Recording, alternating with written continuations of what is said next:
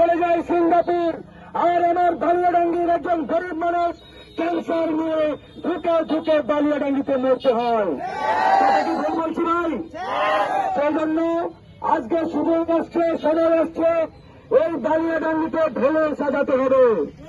তাই আমরা ইতিমধ্যে পুরো বালিয়াডাঙ্গি, হরিপুর সহ আমাদের ঠাকুরগাঁও 2 নির্বাচনী এলাকায় ইতিমধ্যে উন্নয়নমূলক কাজ শুরু করেছি। এখন পর্যন্ত বালিয়াডাঙ্গি, হরিপুরের প্রায় 80 রাস্তা কাঁচা। এই বর্ষাকালে মানুষজন রাস্তাগুলো চলাচল করতে পারে না, কারণ বিগত সময়ের নেতারা এই উন্নয়ন বাজেটে 90 টাকা লুটপাট করে খেয়েছে।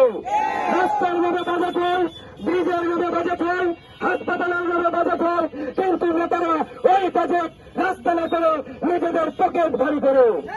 তাই আমাদেরকে এরকম চোর অসৎ নেতাদের কাছ থেকে এই বালিয়াডাঙ্গিকে উদ্ধার করতে হবে বন্ধুগণ।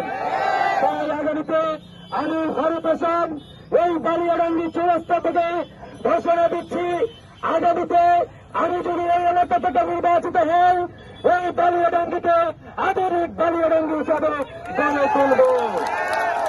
এই বালিয়াডাঙ্গিতে একসময় মাদকে সৈলাভ ছিল, এতটাই মাদকে সৈলাভ ছিল, ছোট ছোট বাচ্চারা ফেন্সিডিল, হেরোইন, মাদক খেয়েছে।